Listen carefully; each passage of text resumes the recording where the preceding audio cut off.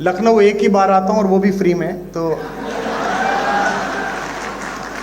ये कह देना आवश्यक है। क्योंकि आज सारा जो मीडिया आया है वो इसलिए भी आया है कि रक्षा मंत्री जी आए हैं, अटल जी का 100वां जन्मदिन है, आदरणीय मुख्यमंत्री जी और महत्वपूर्ण लोग हैं। लेकिन मेरा पिछले 5 दिन का अनुभव यह है कि मीडिया इसलिए भी आया है कि इन सब की उपस्थिति में मैं कुछ बोलूं और उसमें से 20 सेकंड का काटकर चलाया जा सके। तो मैं आशा करता हूं कि कैमरा के जितने भी लोग हैं हम उन्हें पर्याप्त अवसर देंगे, प्रदान करेंगे। मेरे प्रति बड़ा स्नेह अटल जी का रहा, और कवि अगर प्रधानमंत्री भी बन जाए तो वो कवि रहता है। और वे जब प्रधानमंत्री पद पर सुशोभित थे तो महीने में एक बार, 2 महीने में एक बार, जब भी उन्हें समय मिलता था तो स्मृति शेष प्रमोद जी के माध्यम से वो दिल्ली में रहने वाले, एनसीआर में रहने वाले जिन 3-4 कवियों को बुलाकर उनको सुनते थे और कुछ अपना लिखा हुआ सुनाते थे। उनमें सबसे कम वय का और बिल्कुल अल्पज्ञ बालक के रूप में उनका स्नेह मुझे मिला। ये मेरा सौभाग्य है। जैसा कि आदरणीय दिनेश जी ने उल्लेख किया था, यह भी सौभाग्य है कि जिन महनीय विभूतियों को पूरे भारत में लाखों लाख लोग प्रतीक्षा करके सुनते हैं, उन महनीय विभूतियों ने मुझे समय दिया कि मैं यहाँ अपनी बात कह सकूं। एक कवि की काव्य पाठ है, एकल काव्य पाठ है। यह भी कारण हो सकता है कि बाकियों ने पैसे मांग लिए हों, लेकिन मैं इसे अपना सौभाग्य मानता हूँ। आदरणीय मुख्यमंत्री जी से अनुरोध करता हूँ कि उन्होंने शासन व्यवस्था बहुत अच्छी की, कानून व्यवस्था बहुत अच्छी की, उप मुख्यमंत्री की वित्तीय हालत को भी वे थोड़ा सुधारें, तो केवल काव्य पर पलने वाले इस गरीब ब्राह्मण का भी भला हो सके। लेकिन मुझे लगता है कि जिस दिन ब्रजेश जी देना शुरू कर देंगे उस दिन ये बातचीत का क्रम बंद हो जाएगा। शायद इसीलिए उन्होंने संकल्प कर रखा है कि उन्हें देना ही नहीं है। मैं कुछ एक पंक्तियां पढ़ता हूं। जब कभी हम अटल जी के बारे में बात करते हैं या किसी भी सफल व्यक्ति के बारे में बात करते हैं तो हमें लगता है कि यह सफलता एक दिन में प्राप्त हो गई होगी। ये सफलता एक दिन में प्राप्त नहीं होती, वर्षों लगते हैं, संघर्ष लगता है, और समूह और सामने बैठे हुए लोग अक्सर सफलता के सितारे देखते हैं, असफलता का एकात्म रुदन कोई नहीं देखता। उस एकात्म रुदन से जब सफलता निकलती है तो उसे चकाचौंध भाव से पूरा विश्व देखता है, पूरा प्रदेश देखता है, पूरा भारत देखता है। अटल जी भी उसी सफलता के मानक पर चढ़े और मंच पर जो लोग बैठे उन्होंने भी यही सफलता प्राप्त की। इस कार्यक्रम में एक अनुभव मुझे बार बार ऐसा भी होता है, जब भी भाषण होते हैं, विशेष रूप से भूपेंद्र जी का जब भाषण होता है तो मुझे लगता ही नहीं कि ये कवि सम्मेलन है। मुझे लगता है थोड़ी देर बाद भूपेंद्र जी सदस्यता की पर्ची लेके मेरे पास भी आ जाएंगे। और अरे सो आज बड़ी कृपा की उन्होंने कि आज उन्होंने विस्तार की सारी भूमिकाएं नहीं बताई, उसके लिए मैं उनका आभारी हूं। मैंने सुना कि जगत को जीतने के बाद, मैंने सुना कि महासमर गीता में, महासमर महाभारत में गीता का वाचन करने के बाद, 5 निर्वासित राजकुमारों को विजय दिलाने के बाद, जरासंध और शिशुपाल जैसे राक्षसों के वध की परियोजना को पूर्ण करने के बाद योगेश्वर कृष्ण एक बार ब्रज लौटे थे। उस भावभूमि पर मैं एक गीत विशेष रूप से सुनाता हूं, क्योंकि मंच पर वे सभी लोग बैठे हैं जिन्होंने अपने अपने जीवन के महासमर में कृष्ण की भूमिका निभाई है। यहां बहुत सारे लोग ऐसे हैं जिनके जीवन में और रस था, लेकिन लोक मंगल के इन्होंने रस का त्याग किया। जब कभी गुजरात जाता हूं तो मैं गुजरात के लोगों से शिकायत जरूर करता हूं कि आपसे यह शिकायत है कि हमने हंसता गाता गुनगुनाता बांसुरी बजाता हुआ कन्हैया आपको सौंपा था, आपने उसे द्वारिकाधीश तो बनाया पर उसकी बांसुरी भी छीन ली और उसकी राधा भी छीन ली। ये पहली परियोजना है। सुनते हैं कि कृष्ण ब्रज लौटे और यह खबर उनके वियोग में आंख खो चुकी राधा जी को प्राप्त हुई। किसी ने कहा इस बार तीज के मेले में कन्हैया आने वाला है। तब तक राधा अपने नेत्रों की ज्योति लगभग खो चुकी थी। इसकी प्रारंभिक 2-3 टिप्पणियों पर आपका नाद मेरी भूमिका तैयार कर देगा। तो किसी ने कहा कृष्ण आने वाले हैं, राधा चुप रही। उसके बाद वो समय भी आया जिस दिन कृष्ण आने वाले थे। आज मुख्यमंत्री जी आते, रक्षा मंत्री जी आते तो बाहर तक पता चल जाती है कि एक विशिष्ट अतिथि आए हैं। वो तो सम्राटों के सम्राट थे, पूरे मेले को पता चल गई, गोकुल को पता चल गई कि कन्हैया आ गए हैं।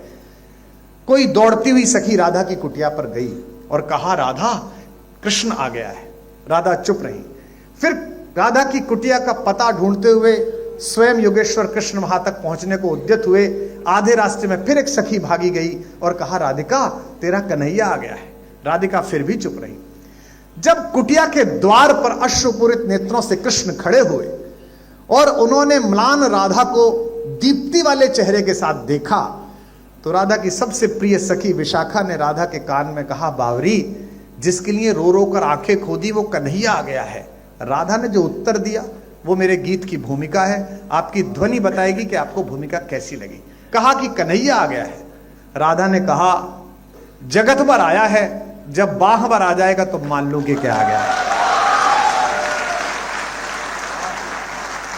ये सभी सफल लोग अपने शयन कक्षों तक जगत भर पहुंचते हैं, बाह भर नहीं पहुंचते। जमाने भर की चिंताएं रहती हैं। हम सब जो लोग अंतरंगता के व्रत में आते हैं, हम सब जानते हैं कि देश की रक्षा सीमाओं की सुरक्षा के लिए दिन रात उद्यत रक्षा मंत्री जी किस मानसिकता में पिछले 1 वर्ष से काम कर रहे हैं, हम सब जानते हैं। परिवार के सदस्य होने के कारण जानते हैं, लेकिन उनकी दृढ़ता में, उनके चाल में, उनके संकल्प में, उनकी वाणी में जरा कंपन आप अनुभव नहीं कर सकते। किसी ने कहा कि तेरे पास तक आ गया है, अब थोड़ा और गंभीर हो जाइए, अच्छा सुनना है आप। पहुंचकर कृष्ण ने कहा, राधिका मैं तेरा कन्हैया। राधा ने सिर पर हाथ फिराया और कहा, इस पंक्ति को आप पकड़ लेंगे तो मैं जान जाऊंगा। कहा, कृष्ण की प्रेमिका की कुटिया में तुम्हारा स्वागत है द्वारिकाधीश। कृष्ण का कैसी बात करती है, मैं तेरा कन्हैया, द्वारिकाधीश क्यों कहती है? थोड़ा और जागे पीछे के लोग। राधा ने कहा, हाँ द्वारिकाधीश, मैंने भी यही सोचा कि मेरा कान्हा आ गया है। मैंने आपके सिर पर हाथ फिराया तो ये सोचा कि मोर पंखों से मेरी उंगलियां छुएंगी, लेकिन सम्राट के मुकुट में निकली हुई किरचों से मेरी हथेलियां कट गई हैं। द्वारिकाधीश तुम्हारा स्वागत।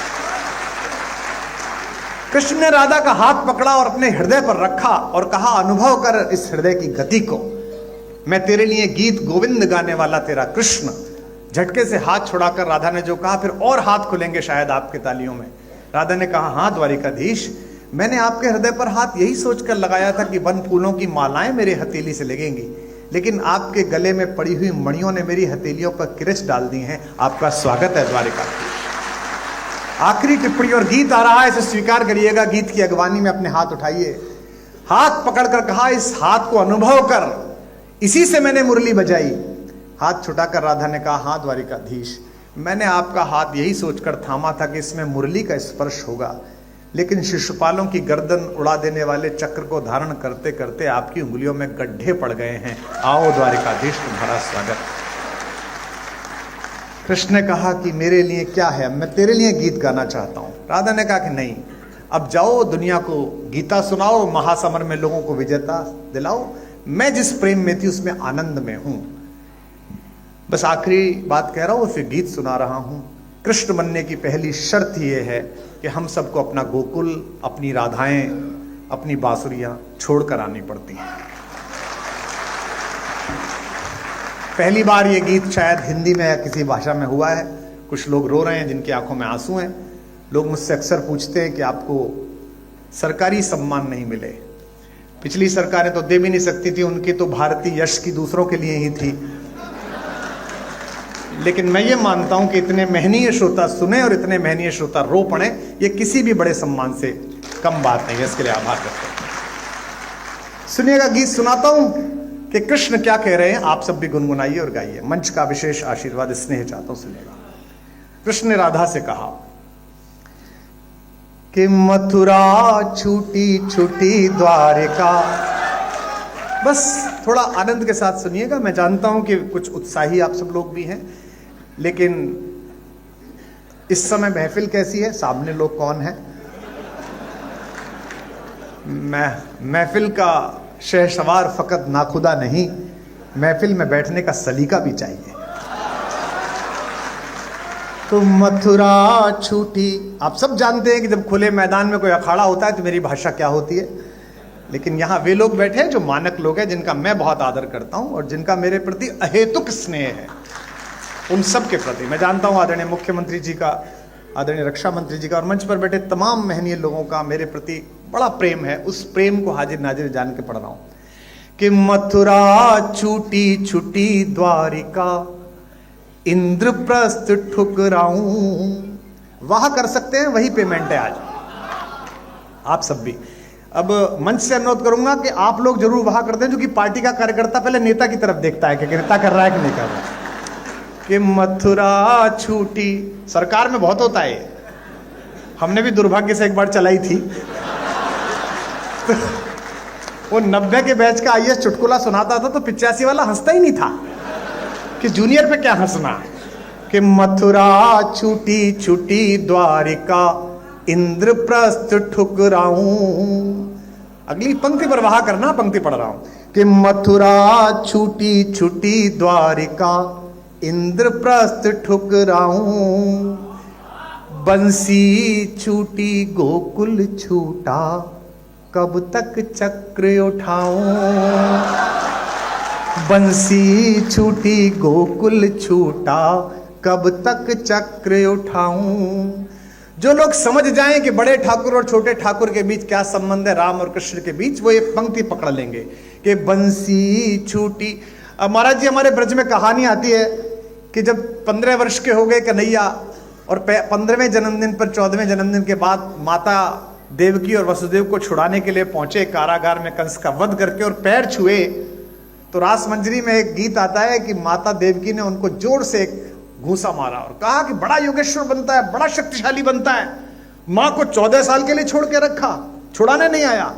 तो कन्हैया तो थोड़े चुलबुले हैं, मजाक में कहा मैया क्यों मारती है, पिछले जन्म में 14 साल तूने छोड़ दिया था, इस बार 14 साल मैंने छोड़ दिया।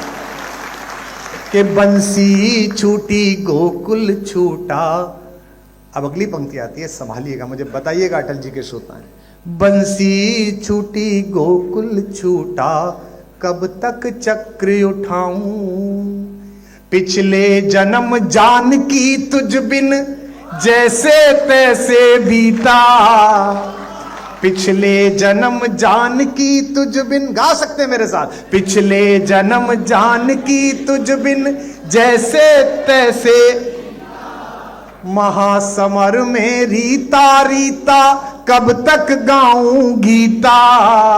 महासमर में रीता रीता, कब तक गाऊं। और अभी कितने जन्मों तक, हम पर संगीत नहीं है लेकिन ये अटल जी का मंच अगली पंक्ति के समापन पर तालियों की ताल से झूमे, ऐसा मन है। और अभी कितने जन्मों तक, और अभी कितने जन्मों तक तुझसे दूर बिताऊं। कब तक गीत सुनाऊं राधा, कब तक गीत सुनाऊं। कब तक गीत सुनाऊं राधा, कब तक, गाइए। कब तक गीत सुनाऊं राधा। पहला बंद सुनिएगा कि बचपन से प्रभुता का बोझा ढोते कटी जवानी। अपेक्षाएं आपको बहुत कष्ट सौंपती हैं। अपेक्षा हो जाए तो बड़ा कष्ट है। आपके पास एक प्रतिभा और जगत आपसे अपेक्षा करे तो बड़ा कष्ट है। कि बचपन से प्रभुता का बोझा ढोते कटी जवानी। हर पल षड्यंत्रों में उलझी सांसें आनी जानी। युग की आंखें अमृत पीती रही मुझे तक तक कर। ये पंक्ति संभालिए लखनऊ के लोगों। युग की आंखें अमृत पीती रही मुझे तक तक कर। अधर मधुर देखे सबने पर पीड़ा ना पहचानी। अधर मधुर देखे सबने पर पीड़ा ना पहचानी। ये बड़े बड़े घर, ये बड़े बड़े नेम प्लेट और इनके पीछे का अकेलापन मंच अनुभव करता है। मैं किसी का संकेत नहीं कर रहा, आप समझ जाएंगे। अधर मधुर देखे सबने पर पीड़ा ना पहचानी। इस पीड़ा को यार सुदामा, इस पीड़ा को यार सुदामा कब तक महल दिखाऊं। कब तक गीत सुनाऊं राधा, कब तक गीत सुनाऊं। कब तक गीत सुनाऊं राधा। एक दूसरा बंद अच्छा लगता है, सुनिएगा। छोटा सा गीत है, मैं समय की मर्यादा समझता हूं, सुनिएगा। पहली ही पंक्ति को कविता की तरह सुनिए, ताकि इस कार्यक्रम के जो 2 भाग थे उसमें कविता पाठ भी जागृत रहे, जीवित रहे। कि 2 माओं ने लाड़ लड़ाया, विराजे, कि 2 माओं ने लाड़ लड़ाया, 2 चेहरों ने चाहा। आपकी वाह मिले, मैं उनकी व्यस्तता समझता हूं। कि 2 माओं ने लाड़ लड़ाया, 2 चेहरों ने चाहा, फिर भी भरी द्वारिका में मैं खुद को लगा पराया। फिर भी भरी द्वारिका में मैं खुद को लगा। हर कार्यक्रम में आप जाइएगा तो आपको शॉल पहनाया जाता है। आज तो वही था सिर्फ। तो अक्सर लोग कहते हैं कि ये जो आपको कपड़ा पहना रहे हैं, महाराज जी जब आए थे तो उनको भी यही वाला शॉल हमने पहनाया था, इसी सिल्क का। प्रधानमंत्री जी आए तो अक्सर उनको पहनाया था। साल भर होते होते हम सबके घरों पर इतने सारे शॉल इकट्ठे हो जाते हैं, जिन्हें हम हरिद्वार में रात्रि के समय अपने जन्मदिन पर सोते हुए साधुओं, नगर में विश्राम कर रहे आश्रयहीन लोगों को उड़ा के आते हैं। अक्सर हर साल ये करते हैं। लेकिन इस एक क्रिया को मैं कविता में बांध रहा हूं कि कृष्ण का अकेलापन क्या है। मुझे अभी भी आपसे और अपेक्षा है रस की। निवेदन करता हूं कि 2 माओं ने लाड़ लड़ाया, 2 चेहरों ने चाहा, फिर भी भरी द्वारिका में मैं खुद को लगा पराया। मेरा क्या अपराध कि मेरा गांव गली घर छूटा। मैं जानता हूं कि एक सन्यासी स्वयं नदी के तीर पर खड़े होकर अपना पिंडदान करता है, लेकिन कितना भी संन्यास्त हो जाए, देवभूमि उत्तराखंड के उन गांवों की महक तो महाराज जी आपके हृदय तक आती होगी, जो आपने संकल्पों के कारण जिस एक रसमय संबंध को आपने इसलिए छोड़ा कि आप एक संकल्प जी रहे हैं। और यही कारण है कि हमारे पास पिछले इतने वर्षों से किस्से नहीं हैं मुख्यमंत्री के भाइयों के, भतीजों के, भांजों के, चाचाओं के और ताऊओं के। 2 माओं ने लाड़ लड़ाया, 2 चेहरों ने चाहा। पंक्ति आ रही है, संभालिएगा। फिर भी भरी द्वारिका में मैं खुद को लगा पराया। मेरा क्या अपराध कि मेरा गांव गली घर छूटा। एक एक व्यक्ति की शिरकत हो अगली लाइन में, सबकी तालियां उठें। मेरा क्या अपराध कि मेरा गांव गली घर छूटा। आंचल से बिछड़े को जग ने पीतांबर पहनाया। आंचल से बिछड़े को जग ने पीतांबर पहनाया।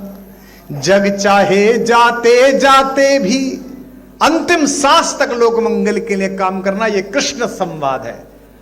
जाते जाते भी, आखिरी समय में भी वो क्या कर रहे थे, मैं पंक्ति पढ़ रहा हूं, फिर तालियों की ताल देना।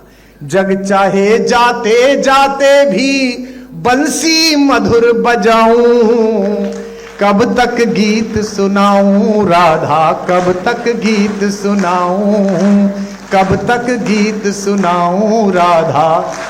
सब गाइए। कब तक गीत सुनाऊं राधा, कब तक गीत सुनाऊं राधा, कब तक। अंतिम बंद पढ़िएगा मेरे मन के माध्यम से और सुनिएगा आत्मा के माध्यम से। ये मैं किसी को समर्पित नहीं करता, लेकिन सोशल मीडिया का जमाना है। 2 घंटा 23 मिनट बोला मैं 4 दिन पहले, 20 सेकंड चला, 20 सेकंड। और उसमें बहुत आभार आदरणीय गृह मंत्री जी। 2 घंटा 23 मिनट में 20 सेकंड। एक जरा सी बात होती है और पूरा विश्व लेकर उड़ जाता है। एक छोटा सा मुझे स्मरण आ गया, आदरणीय मुख्यमंत्री जी, आदरणीय रक्षा मंत्री जी। मेरे को आदत है फेसबुक ट्विटर पे लिखने के बाद 5 बिंदी लगा देने की।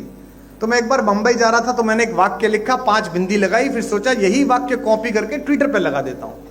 लेकिन वो कॉपी की जगह कट हो गया और तब तक वो व्योमबाला घूरने लगी, एयर होस्टेस, कि बंद करिए मोबाइल। तो मैं अच्छे नागरिक की तरह बंद करके बैठ गया। अब 2 घंटे बाद उतरा तो घटना यह कि 5 बिंदु चुपके हुए, कुछ नहीं लिखा हुआ है, और आनंद तो लेंगे कि नीचे 2000 कमेंट। यही तो विद्वान आदमी की पहचान है।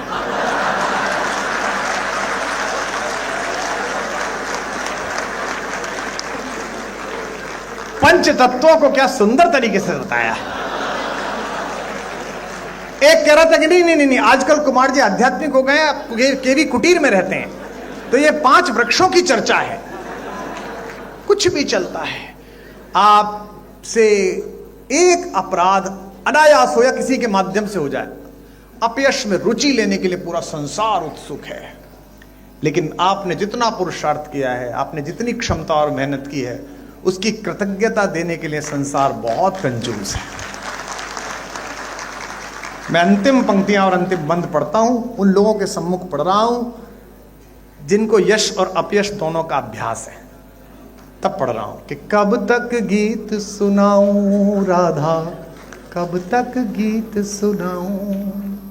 अब ये सुनिएगा, ये कृष्ण भी कह रहे हैं और दिल्ली राजधानी क्षेत्र से आया हुआ एक कवि भी कह रहा है, जो विभिन्न क्षेत्रों में टहल के आया है, कि जग भर के अपराध सदा ही अपने शीश उठाए। मंच पर जितने जनप्रतिनिधि बैठे, नीचे जितने जनप्रतिनिधि बैठे, इनको मैं यही अनुरोध कर सकता हूं कि जगत के अपयश से कभी विचलित मत होइएगा। अगर आपने सत्य है तो एक ना एक दिन उसकी आभा चमकेगी, निश्चित रूप से चमकेगी। जग भर के अपराध। आज मैं सुबह से देख रहा हूं, हमारे वामपंथी मित्र, हमारे कांग्रेसी मित्र अटल जी की कितनी प्रशंसा करते हैं। और अटल जी जब थे तब ये लोग क्या बोलते थे, हम भी देखते हैं। अटल जी थे तो अटल जी बहुत कट्टर थे। फिर आदरणीय अडवाणी जी का भारतीय राजनीति में प्रवेश हुआ, अटल जी बहुत अच्छे हैं। उसके बाद आदरणीय प्रधानमंत्री जी का प्रवेश हुआ, तो अटल जी अडवाणी जी दोनों बहुत अच्छे थे। और आदरणीय मुख्यमंत्री जी वो समय दूर नहीं है जब प्रधानमंत्री जी बहुत अच्छे हैं, ये भी कहा जाएगा।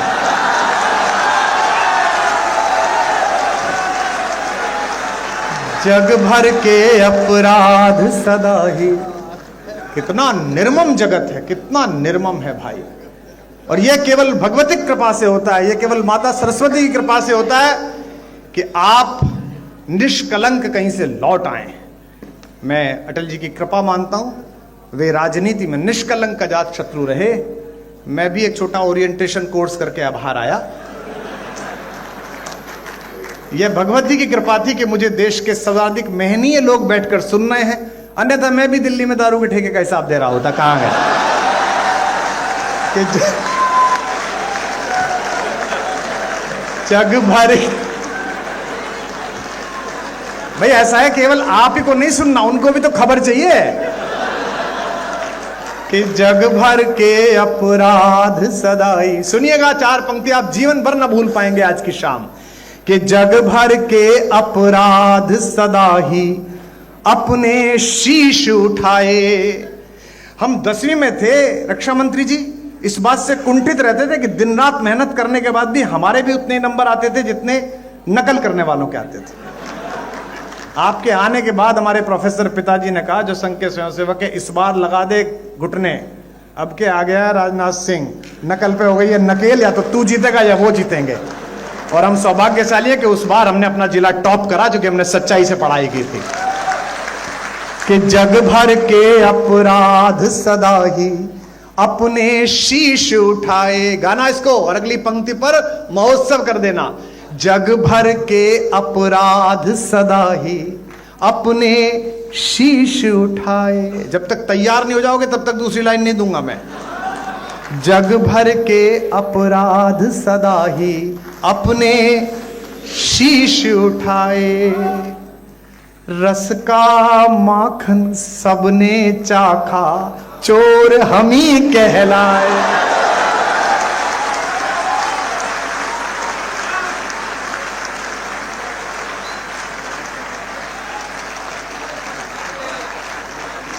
जग भर के अपराध सदा ही अपने शीश उठाए। रस का माखन सबने चाखा, चोर।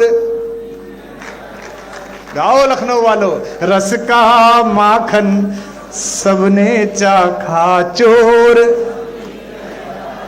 जग भर के अपराध सदा ही अपने शीश उठाए। 5 दिन राम पर बोलो, 3-3 घंटे अयोध्या जी में हाजिरी लगेगी। 3 पंजे 15 घंटे। 15 घंटे में नर पिशाचों को एक लाइन नहीं मिली, 20 सेकंड मिले, बस 20 सेकंड। और वो सारे आगे पल्ली पार से, पूरे भारत की समस्या एक तरफ, मैं एक तरफ। कुमार विश्वास ने ये कहा, कुमार विश्वास ने ये कहा। मुझे पता है कि आज के बाद भी अतिसार होने वाला है, कोई दिक्कत नहीं है। अरे भैया रहने दे तो बेटा, ये जिंदाबाद विंदाबाद दूसरों के लेकर मेरे 7 साल बर्बाद हुए इसमें। रस का माखन सबने चाखा, चोर हम ही कहलाए। और सुनिए अंतिम 2 पंक्तियां, फिर एक ध्रुव पंक्ति पढ़ के विराम लूंगा। इस पर भी 1 मिनट तक ताली बजेगी कि रस का माखन सबने चाखा, चोर हम ही कहलाए। दिल्ली से भी जोड़ना, दिल से भी जोड़ना और कृष्ण से भी जोड़ना। रस का माखन सबने चाखा, चोर हम ही कहलाए। युग के दुर्योधन के जब जब अहंकार को कुचला, युग के दुर्योधन के, कम हाथ खुले आपके कुछ लोगों के, अगली बार ध्यान रखना। युग के दुर्योधन के जब जब अहंकार को कुचला, दुनिया जीती, दुनिया जीती, गांधारी के शाप हमी ने खाए। गाओ, युग के दुर्योधन के जब जब अहंकार को कुचला, दुनिया जीती, गांधारी के शाप। रस का माखन सबने चाखा, चोर। युग के दुर्योधन के जब जब अहंकार को कुचला, दुनिया जीती, गांधारी के शाप हम ही ने खाए। मूर्खतापूर्ण प्रश्नों पर ऊर्जा व्यर्थ नहीं करनी चाहिए, बहुत महत्व। हमको क्या कहते हैं, आप सब तो महनीय हैं। पिछली बार जब प्राण प्रतिष्ठा थी तो ज्यादा व्यस्तता हो गई, तो इधर से उधर जाने के लिए एक वो चार्टर कर लिया, उसकी फोटो लग गई, तो 15 दिन इसी पे पिले रहे भाई कि ये राम पर बोलते हैं और चार्टर पे जा रहे हैं। तो मैंने कहा ये कहां लिखा हुआ है चार्टर में हराम वाले ही जाएंगे, राम वाले नहीं जाएंगे, ये कहां लिखा हुआ है?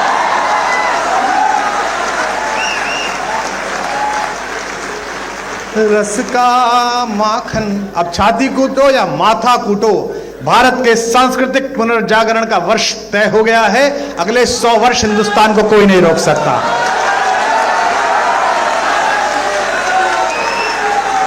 युग के दुर्योधन के जब जब अहंकार को कुचला, फिर कह रहा हूं अपने बच्चों को रामायण पढ़ाओ, महाभारत पढ़ाओ, और इसलिए पढ़ाओ कि फायदा होगा। मुझे हुआ, मैंने महाभारत पढ़ी थी तो मुझे पता था कि मित्र अगर दुर्योधन निकल जाए तो उसके रथ से उतर के भागो, वरना कर्ण की तरह मारे जाओगे। तो इसलिए पढ़ो, चलो मत पढ़ो उस कारण से जो मैंने कहा था, इस कारण से पढ़ लो। युग के दुर्योधन के जब जब अहंकार को कुचला, दुनिया जीती, गांधारी के 36-37 वर्ष हो गए मंच पे हमें, हैं 30 साल तुमने जो उपेक्षाएं की उसका कोई मायना नहीं। हम खुद ही लड़ते रहे, खुद ही भिड़ते रहे, अकेले बोलते रहे। आज थोड़ा सा बड़े लोगों का आशीर्वाद मिल गया, उनका स्नेह मिल गया, तो तुम्हें दर्द हो गया कि कवि इतना लोकप्रिय क्यों है। कवि लोकप्रिय नहीं है, विचार लोकप्रिय, जिसे कवि गा रहा है। युग के दुर्योधन के जब जब अहंकार को कुचला, विदा करना मुझे, मैं आपसे सवाल पूछ रहा हूं अगली लाइन में। दुनिया जीती, दुनिया जीती, गांधारी के शाप हम ही ने खाए। लखनऊ वालों, मुझको गले लगाओ, ये कृष्ण कह रहे हैं और मैं भी कह रहा हूं, मुझको गले लगाओ या बस मैं ही गले लगाऊं, कब तक गीत सुनाऊं राधा, कब तक गीत सुनाऊं, कब तक गीत सुनाऊं राधा, कब तक गीत सुनाऊं, कब तक गीत सुनाऊं राधा, कब तक गीत सुनाऊं।